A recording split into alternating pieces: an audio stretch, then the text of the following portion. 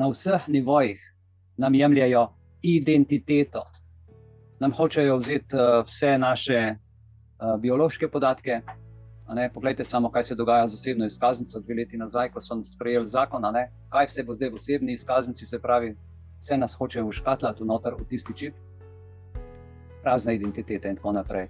In če odkrijemo temne esence pretekle zgodovine, bi lahko rekel najprej dobrodošli tisti, ki smo tukaj, ki smo veseli, da smo še med živimi, ker zadeve se v ozadju dogajajo strašne, strahotne stvari, kaj slišim. Vsak dan pride kakšno sporočilo, da je nekdo odšel zaradi tega in tega, zaradi bolezni, ki seveda v nobenem primeru ni povezana s cepivom.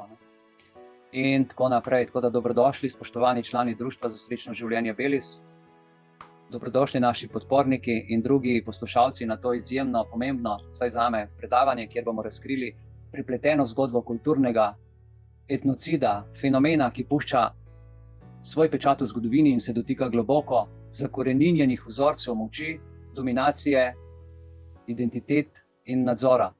Naša pot se bo raztezala od temnih časov družbe in posameznikov do aktivne sodobnosti, razkrinkali bomo vzroke in posledice ter osvetlili poti k preprečevanju takšnega uničujočega dogajanja v družbi. To pot bomo danes prehodili v 3 delih. Prvi del, identiteta v plamenih, ko nam jo hočejo skurti, vzeti tudi preko LGBT in drugih stvari.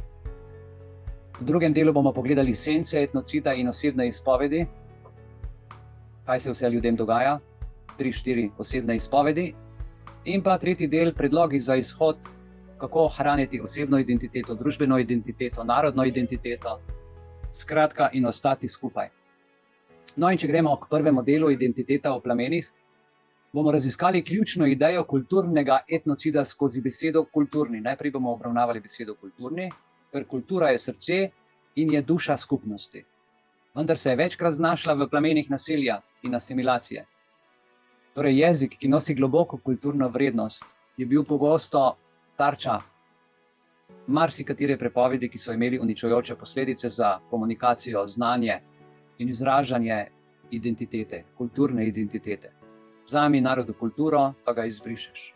Enako je z versko prakso, enako je z oblačenjem, narodne noše in tako naprej. Zdaj so v posebnem trendu druge narodne noše, ki jih hočejo celo v vrtce, v šole, druge ustanove spraviti, kar meša ljudi in meša dušo, identiteto in tako naprej. Potem z obredi, identiteta s prehrano, imamo nacionalni ponos, prekmursko gibanico, imamo razno kranjsko klobaso, imamo na Dolenjskem cviček, se pravi se kraji in ljudje tudi kulturo, preko prehrane se identificiramo. A veste, imam eno zanimivo informacijo, kaj Kitajci počnejo.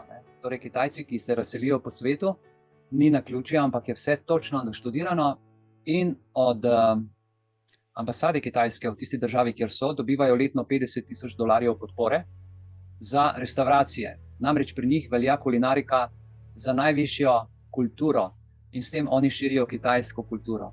Pravi, ko prideš v kitajsko restavracijo, mora biti vse v kitajskem stilu, slogu, ne samo prostor, ampak tudi hrana in s tem tako širijo. Država pa to močno seveda sponzorira in širi po vsem svetu.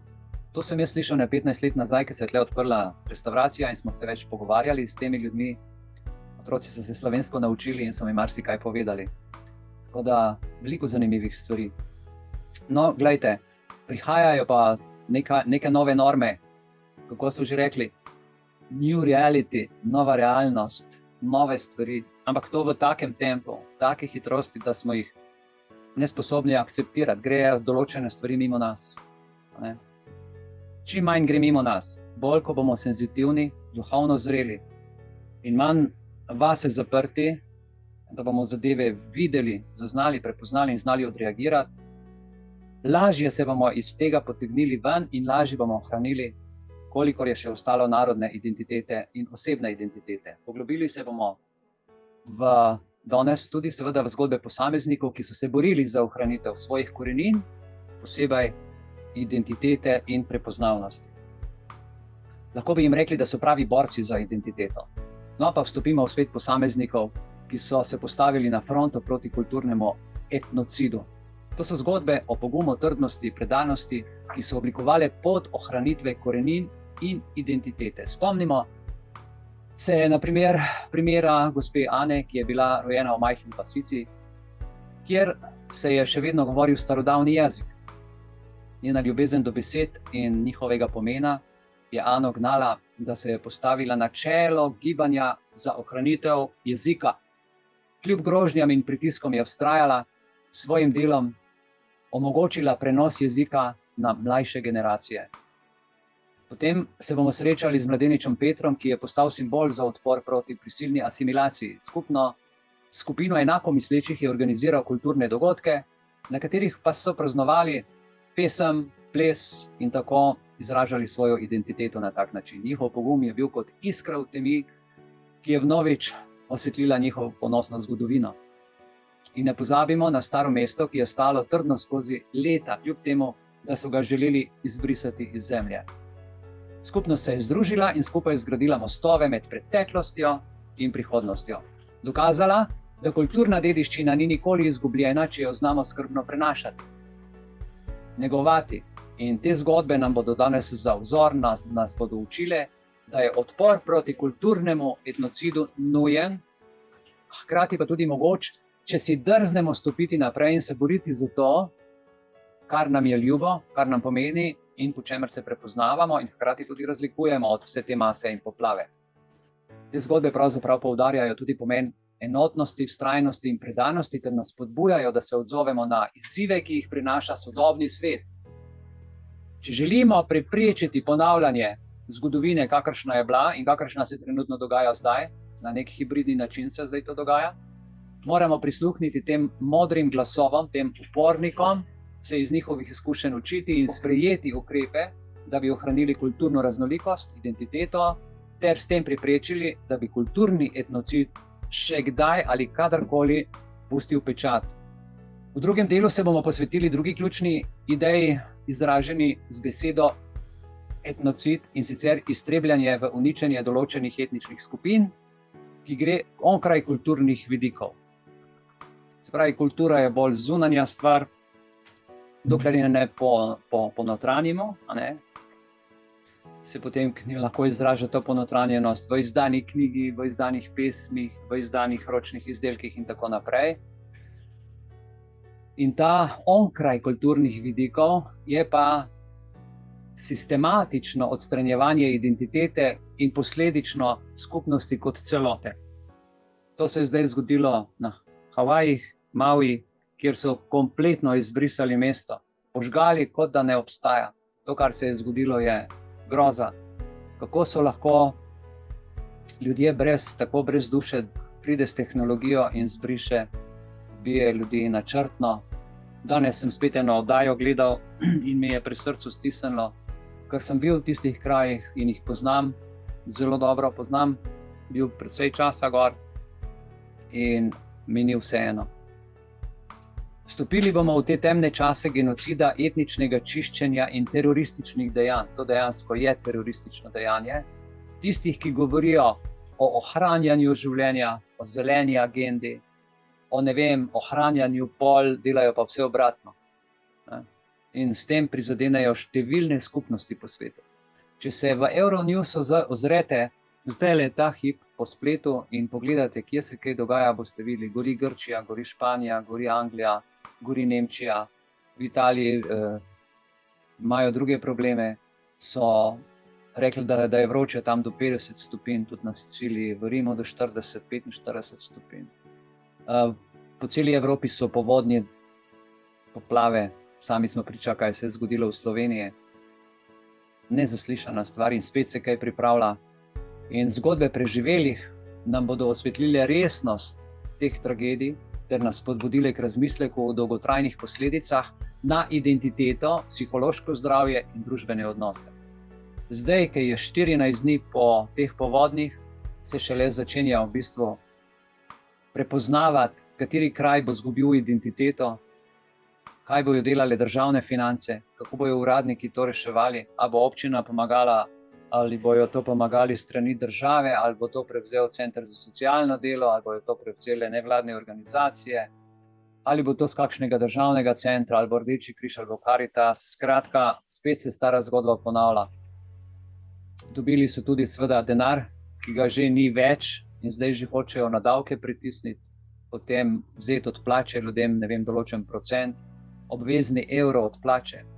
Skratka, privoščijo si marsikaj naši vladniki, a ne, orodja so narejena, moč imajo, ampak dokler jim dovolimo.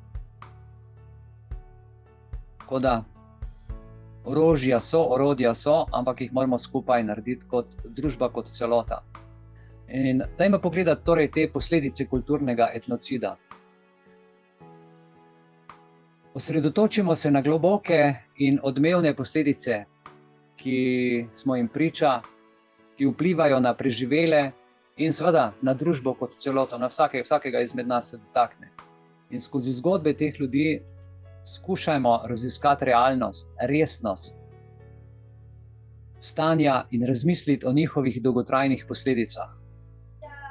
Hišo lahko čez noč izgubiš, zdravje lahko čez noč izgubiš, ali pa še prej, nesreča se lahko zgodi o posledicah, potem traja pa veliko let, da se to sanira. Ne? Če si človek nogo zlomi, je takole v sekundi, potem pa 2, 3, 4, 5 mesecev rabiš, da te lahko ponovno se rehabilitiraš in hodiš. To je, kar se fizike tiče. Ne? So veliko hujše stvari. Dajmo se najprej pogovoriti s Saro. Srečali se bomo s Saro, ki je preživela genocid, izgubila vse svoje družinske člane. In skozi njene oči bomo spoznali občutek osamljenosti in izgube, ki je zaznamoval njen vsak dan. In ta njena zgodba nas bo opomnila, da kulturni etnocid pušča globoke rane na duši preživelih. Potem se bomo posvetili še zgodbi izpovedi Roka, ki je bil prisiljen sprejeti novo kulturno identiteto. Skozi njegove besede bomo razumeli notranji konflikt med preteklostjo in sedanjostjo. In bomo skušali razmišljati o tem, kako lahko prisilno asimiliranje vodi do izgube samega sebe, svoje osebnosti, duše in tako naprej. Spoznali bomo tudi življenje mladeniča Petra, ki je postal simbol za odpor proti prisilni asimilaciji. Zbral je skupino enako mislečih ljudi, organiziral kulturne dogodke, na katerih so praznovali svojo identiteto. Pesem in ples je tisto, kar jih je držalo po koncu. In še za konec zgodba Marije, ki nas bo pripeljala v svet izgubljene dediščine. Ko se enkrat uniči verske spomenike, kulturne spomenike, knjige, takrat skupnost praktično izgubi stik s svojo bogato preteklo, polpreteklo zgodovino. In Marijina zgodba nas bo opomnila, kako pomembno je ohraniti kulturno dediščino, ne samo za nas in za sedanjo generacijo, ampak za vse prihodnje rodove in generacije, ki prihajajo. Predlagam, da najprej se poglobimo v Saro, ki smo nakazali. Torej se pravi, Sara je preživela pekel. Kot priča genocida je izgubila vse, kar je bilo v življenju drago. Njena družina, prijatelji, dom, vse je bilo izbrisano sveta, kot da nikoli ni obstajalo. Skozi njene oči poglejmo, kako kulturni etnocid pusti globoke rane na duši preživelega človeka. Vsak dan v tem primeru je dan za Saro postajal nov izziv. Vztrajno se je soočala s praznino, ki jo je zapustila ta izguba. Srečevala je prazne stene, ki so bile nekoč prežete z življenjem. Vsak korak skozi mesto, ki je nekoč bilo njeno domovanje, jo je spominjal na neizmerno izgubo. Občutek osamljenosti jo je spremljal kot temačna senca. Včasih se je spraševala, kako je sploh lahko preživela, kako da sem še lahko sploh tukaj, medtem ko so drugi izginili. Občutek krivde je težko breme, ki ga je nosila. Njeno srce je zlomljeno, hkrati je želela ostati močna, da bi ohranila spomin na tiste, ki so bili vzeti od nje. Vsak spomin, vsaka slika je bila kot ubod v njeno srce. Včasih je bila preplavljena z žalostjo, drugič je jeza izbruhnila kot plamen. A kljub vsemu je vztrajala, ker je vedela, da ima dolžnost preživeti za tiste, ki niso imeli te sreče. Torej, Sara nam je svojo zgodbo odprla v pogled v resnično stanje preživelih v resnično stanje genocida in kulturnega etnocida. Njeno pričevanje nas je opomnilo, da te tragedije puščajo zares trajne posledice na dušah preživelih. Njena pot je bila polna trpljenja, a tudi vztrajnosti. Njeno zgodbo si lahko zapomnimo z globokim spoštovanjem, ker nas spominja, da moramo vedno ostati budni, vedno se moramo boriti proti kulturnemu etnocidu, da se nikoli več kaj takšnega ne zgodi in da se ognemo takim grozotam. Družbo je treba vzgajati, potrebno je vzgajati naše otroke in potrebno se je upreti brez izjeme proti ljudem, ki imajo kakršnekoli podobne namene. In tudi prepoznavati. Zato sem rekel, kako pomembno je prepoznavati dogodke, znake, kje se kakšne stvari premikajo, zato da lahko preprečimo najhujše. In samo skupaj to zmoremo. Druga oseba, ki jo želim predstaviti danes, je Rok, ki je izgubil pa svojo osebno identiteto. Zapisal je: moje ime je Rok, ne vedno. Nekoč sem bil del nečesa večjega, del verige, ki je segala nazaj v zgodovino z mojimi sorodniki.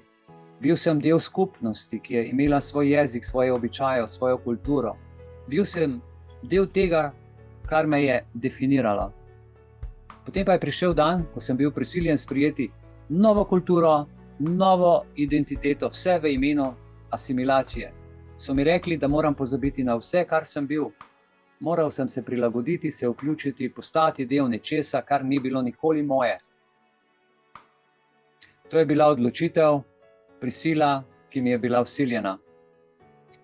In nisem se počutil kot del te nove skupnosti. Nisem se počutil kot del tega novega jezika, teh novih običajev.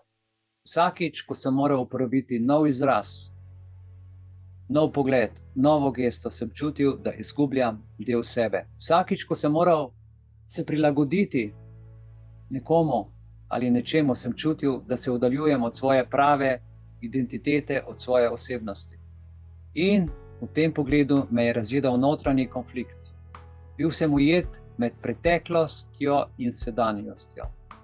Ko sem se ozrl nazaj, sem videl svoje korenine, svojo kulturo, svojo skupnost.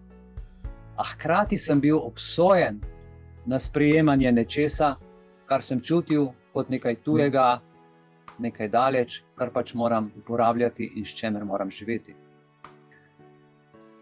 Nečesa, kar mi ni pripadalo, jemati je zelo hudo.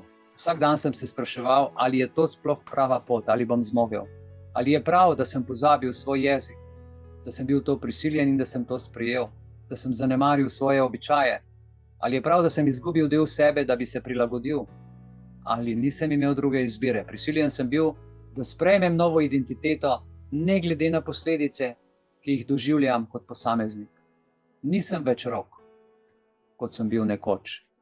Sem nekakšna mešanica, ki se ne ujema nikamor.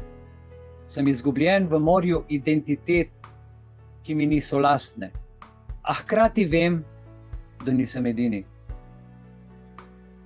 Prisiljeni so mnogi, ki danes potujejo po svetu, sprejeti novo kulturo, novo identiteto in skozi mojo Petrovo izpoved lahko začutite to težavo, ta notranji boj, ki ga doživljam. Boste razumeli, kako prisilno asimiliranje lahko vodi do izgube samega sebe, ob tem se boste spraševali, ali je to res prava pot, ali bi morali ceniti raznolikost identitet in kultur, namesto da jih poskušamo izbrisati, kot se to trenutno dogaja po svetu. Veliko vprašanje je, zakaj se dogaja, zakaj to planirajo in zakaj počnejo. Samo če pogledate v Ameriki, koliko milijonov ljudi se vsak dan tam premeša in tukaj po Evropi povsem enako. Če se spomnite med covidom, ko so imeli najprej Avstrijci ograje, potem so šli prebežniki in begunci, migranti. Poglejte zdaj z Ukrajino, kako je tlele, kakšne imajo ti ljudje privilegije, kakšne avtomobile, kakšna stanovanja. Za naše ljudi izgubljajo pa dom, izgubljajo lastno identiteto z domom, ker mora zapustiti svoj kraj, svoje ljudi, mora se preseliti v mesto.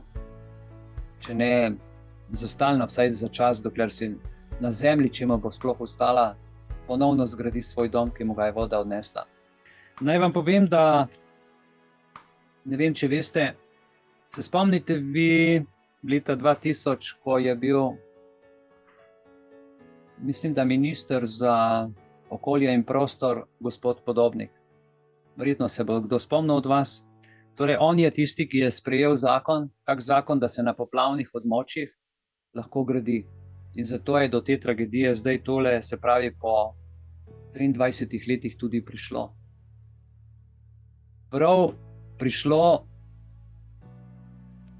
bom rekel, kar namerno, zato ker je bil zakon tako narejen, da se na teh poplavnih območjih gradijo hiše, trgovski centri in zato je vse to odneslo.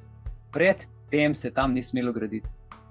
Posebej tam, kjer so zdaj, kjer so poroča o največjih povodnih. Dobro, toliko samo za uvednost. Prepričan sem, da je to bil vse del načrta, zato sem to omenil, ker je bil takrat tudi Clinton tle in to vse dolgoročno planirajo. Vprašanje, zakaj niso bili prej zvonovi rdeči, da bi se ljudje umaknili? Težke stvari, kar se tiče zdaj in kar se dogaja. Posledice bodo še hude in dolge. Torej, moj občutek je, da hočejo izven mest kraje izbrisati in ljudi postaviti v mesto, ker je lažje nadzorovati. Na Facebooku sem objavil en članek o kamerah in kako ima mestna občina Ljubljana veliko težavo, ko so jo prosili, da naj pove, kje so kamere postavljene, koliko kamer je, koga vse nadzorujejo, brez našega konsenza, brez tega, da bi nas kdorkoli, karkoli vprašal, se v mestu dela v bistvu nadzor na vsakem koraku in to že od leta 2012. Gremo naprej k Petru. Ponos v temi in njegova zgodba o odporu. Če zdaj, se pravi, gremo v eno drugo zgodbo, je Peter kot mladenič s trdoživo voljo in globoko povezanostjo bil povezan s svojo kulturo. Bil je prebivalec majhne vasi, ki je bila tarča prisilne asimilacije. Ko so oblasti začele vsiljevati novo kulturo v to vas, je bil Peter eden izmed tistih, ki se ni nameraval preprosto vdati in izgubiti svoje identitete. Ko so začeli prepovedovati uporabo materinega jezika in tradicionalnih običajev, se je Peter odločil, da se ne bo preprosto pustil pregnati, kar tako pregovoriti. In zbral je skupino enako mislečih posameznikov, ki so se čutili, da je njihova kultura, njihovo bogatstvo, njihova identiteta, njihova prepoznavnost in tudi pravica. Skupaj so se odločili, da bodo vzpostavili odpor proti prisilni asimilaciji in Peter je postal vodja in simbol. Skupaj so organizirali kulturne dogodke, na katerih so praznovali svojo identiteto, pesem, ples, pogovore in tako naprej. Na teh dogodkih so nosili tradicionalna oblačila, na vsakem srečanju brez izjeme, govorili samo domači jezik, narečje in se zavedali, da so del nečesa večjega, kar jih je iz zgodovine pripeljalo do sem. Kljub nevarnostim, ki so jim pretile, zaradi prepovedi, zakonov in odlokov, so se odločili, da bodo ohranili svojo kulturno dediščino in se ne bodo kar tako vdali. Njihov pogum je bil kot iskra v temi. Njihov kulturni dogodek in vse ostale dejanja so pritegnile pozornost ne samo lokalne skupnosti, temveč tudi mednarodne javnosti. Postali so simbol upora in proti prisilni asimilaciji in simbol ponosa o lastni kulturi. O tem se je govorilo, beseda se je širila, energija se je širila in tako so postali v bistvu vzor. Peter in njegova skupina so se soočali po drugi strani pa s pritiski in nasiljem, ampak niso popustili. Njihova predanost je bila močnejša od strahu. Vsak dogodek je bil ne le praznik, ne le praznovanje kulture, temveč tudi dejanje odpora, ki je sporočalo, ne bomo se pustili, da nam vzamete tisto, kar nam pripada. In ta pogum je vnovič osvetlil ponosno zgodovino. Niso dovolili, da bi bili potisnjeni v ozadje ali izbrisani iz zgodovine. In glejte, Peter in njegova skupina so postali glas za vse tiste, ki so se borili. za ohranitev lastne identitete in kulture. Njihova zgodba je postala opomin, da se ne smemo vdajati prisilnim spremembam, ampak se moramo boriti za ohranitev tistega, kar nas definira. Petrova skupina je pokazala, da lahko celo majhna iskra, majhen upor osvetli temo in spodbudi druge k dejanjem.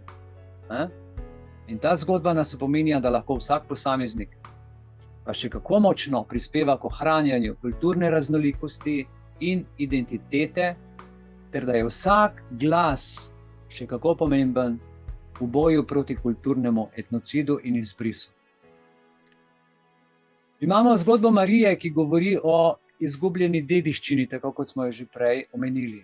No, ta zgodba Marije, mlada ženska, ki je odraščala v skupnosti, kjer je bila kultura globoko vtkana v njeno življenje, njihova zgodovina, verski spomeniki in knjige so predstavljali vez med preteklostjo in prihodnostjo.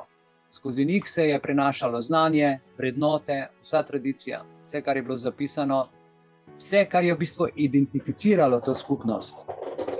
Vlada je začela uvajati prisilne spremembe, ki so zajemali tudi uničenje verskih spomenikov, knjig, drugih simbolov. Skratka, izbris kulture. To je bil udarec v srce skupnosti. Verski spomeniki, ki so bili vir zgodovinskega znanja in spomina, so bili uničeni. Knjige, ki so prenašale modrost iz generacije v generacijo, iz preteklih generacij v prihodnost, so bile sežgane. Skupnost je s tem izgubila stik s svojo bogato zgodovino in svojo preteklostjo. Marija je gledala, kako so se deli njene kulturne dediščine razkropili in počasi uničili in razkrojili. In bolečina ob tem spoznanju je bila neizmerna. Tudi če so skušali prenesti ustno znanje, se je to počasi izgubljalo. Njihova zgodovina je postajala meglena, je postajala nejasna, kot da bi bila izbrisana iz spomina. In Marija se s tem nikakor ni hotela sprijazniti. Čutila je, da je odgovorna, da ohrani tisto, kar je ostalo, vsaj tisto malega, kar je ostalo. In je začela zbirati zgodovine starejših članov, starejših skupnosti, ki so se spominjali teh verskih stvari, pravljic, pesmi, zgodb, tradicij. In si je vse to začela zapisovati, spomine, da bi ohranila tisto, kar bi se sicer lahko zavedno izgubilo. In njena zavezanost ohranjanju kulturne dediščine je postala gonilna sila za vse okoli nje. Skozi svoje delo je uspela obnoviti nekatere stare verske obrede, obuditi starodavne pesmi in oživiti pozabljene tradicije. Njeno delo je postalo vir navdiha za skupnost. Ljudje so začeli prepoznavati pomen ohranjanja kulturnih dediščin in se pridružili temu njenemu globokemu prizadevanju. Marijin trud je odprl pravzaprav marsikomu oči. Spoznali so, da ne smemo dopustiti, da bi bila naša kultura izbrisana. In ta njena zgodba nas spominja in opominja, kako pomembno je ohraniti povezavo s preteklostjo in prenašati znanje na prihodnje generacije, na naše otroke. Verski spomeniki in knjige niso le fizični predmeti, ampak so predmeti s spominom, so nosilci identitete, modrosti in dediščine. Marijina zgodba nas spominja, da se postavimo v bran za svojo kulturo, za svojo dediščino, za svojo zgodovino, za vse, kar nam je ljubo in drago. Da se bodo naše zgodbe, naše vrednote, naša tradicija ohranile za prihodnje generacije. Da ta prenos ostane, da se ne izgubi v mobitelu, v zaslonu, to, kar se zdaj intenzivno dogaja. To je naša odgovornost do sebe, do svoje skupnosti in do človeštva kot celote. Zavedam se, jaz kot Mihael, kako težko je to v tem trenutku narediti, ko se včasih sprehodim po Bolšjem trgu in gledam stvari, ki jih ljudje prodajajo kot starine, kot spomine, ki nimajo več te moderne funkcije, imajo pa globok jezik, imajo pa globoko sporočilnost. In vendar, če vsaj sporočilnost ohranimo in jo znamo prenesti na naše otroke in ovrednotiti te stvari, Da smo danes tukaj zaradi tega, ker smo v preteklosti to uporabljali, živeli, se izobraževali, ima veliko vrednost. Ne? Te zgodbe preživelih nam bodo osvetlile in nam osvetljujejo resnost teh tragedij in nas spodbujajo k globokemu razmisleku o dolgotrajnih posledicah na identiteto, psihološko zdravje in družbene odnose. In so nam jasno pokazali, da kulturni etnocid ne prizadene le določene skupnosti, dragi moji prijatelji, temveč pušča globok pečat na celotni družbi. Kako se lahko ognemo ponavljanju takšnih zgodovinskih napak, ki se dogajajo? Kako lahko preprečimo, da bi kulturni etnocid še kdaj prizadel ljudi in posameznike in družbo kot celoto? In v tem delu, zadnjem delu, bomo skušali to raziskati in pogledati zelo na kratko, kaj lahko sploh naredimo, kakšni so ideje, napotki, pa tudi vi boste verjetno v glavi dobili še kakšen preblisk, z nekaj praktičnimi družbenimi nasveti vsakemu izmed nas. Ozrli se bomo proti mednarodnim prizadevanjem za preprečevanje in obvladovanje kulturnega etnocida ter kako zaščititi pravice manjšin in skupnosti in družin in ranljivih skupin. Poudarili bomo posebnost preprečevanja takega uničujočega dogajanja v družbi in bomo razmišljali o tem, kako lahko vsak posameznik, vsak od nas prispeva k ohranjanju kulture in k spoštovanju tudi drugih kultur. Se pravi, kot prva stvar, pomembno je, če naredimo zdaj povzetek teh posameznih zgodb, gre za ohranjanje kulturne raznolikosti. Zelo pomembno je, to ni zgolj naloge države ali inštitucij, ali pa tlele v starem mestu, vem, če hočeš okna menjati, je spomeniško varstvo, skratka, in ti ne dovolijo, ker želijo, da pač vse plačaš in imaš ne vem kaj, vse preden dobiš dovoljenja. Ti okna odnese in zmrzneš v stanovanju, ne? Ampak na en drug način, da so ustvarjamo okolje, kjer se kulturna dediščina in identiteta spoštuje ter neguje. No, in v tem pogledu lahko naredimo v kratkih točkah izobraževanja in zavedanje o tem, da spoštujemo različnost. To je pomemben vidik, da spoštujemo različnost, ker če bomo spoštovali, bomo tudi spoštovani. Vprašanje, kako zdaj nova realnost na to gleda. Očitno so se stvari malo spremenile, spreminjajo se tudi vrednote, ampak vseeno je, če ima dobro človek to stališče, ima vsaj odskočno desko. Ne? Da aktivno poslušamo in da znamo tudi povedati stvar, kadar nas kaj teži, imamo težavo, kadar se dogajajo stvari, ne da smo preprosto tiho. Sodelujemo pri kulturnih dogodkih, da se udeležujemo, da se med seboj obiskujemo, da si pomagamo. In tle noter, ko sem to pripravljal, sem dobil preblisk za torke, sva se s predsednico posvetovala in je prišlo do te ideje, tako da sem zelo vesel. Treba je govoriti in treba je tudi znati poslušati. Preprečevanje stereotipov in predsodkov. Zakaj nas vedno vodi na tej poti zavedanje lastnih predsodkov? Da se ob nekoga zmeraj spotaknemo, je treba to razčistiti. Ali pa marsikdo pa vse obravnava in je nekritičen, tako da to so take stvari, ki jih je treba skozi ta kulturni etnocid tudi upoštevati, prepoznati, spoznati in rasti v osebni rasti, da se za to odločamo. Potem vključevanje v dialog je zelo pomembno, spoštovanje pravic drugega in pa manjšin, s katerimi živimo, in pa ohranjanje kulturne raznolikosti in dediščine. Ohranimo, če ponovimo, z izobraževanjem in zavedanjem, spoštovanjem različnosti, aktivnim poslušanjem, pripovedovanjem, sodelovanjem v kulturnih dogodkih, preprečevanje stereotipov in predsodkov, tako da se vključujemo v dialog in spoštovanje pravic drugih. Epilog današnje teme, da na kratko še potegnemo črto pod povedanim z mislijo. Dragi moji prijatelji, skupaj v svetlo prihodnost. Naša pot nas je popeljala skozi temne predele zgodovine, vendar ne pozabimo, da svetla prihodnost leži pred nami. Vsak od nas lahko prispeva k spremembam, ki bodo preprečile kulturni etnocid. Zdaj samo poglejte, kaj se v šoli dogaja. Amerikanizem, nova realnost, nove stvari, United Nations narekuje kulturo po vsem svetu, ne smemo tega dovoliti. Povežimo se kot družba, Spoštujmo sicer raznolikost in se postavimo proti nasilju ter zatiranju. Le tako lahko ustvarimo svet, v katerem kultura in identiteta vsake skupnosti zaživita v harmoniji. Hvala, da ste danes z menoj prisluhnili temu malo drugačnemu raziskovalnemu predavanju. Skupaj gradimo boljši jutri, ker kulturni etnocid ne bo več krojil usode družb in skupnosti. Srčna hvala za vaš posluh.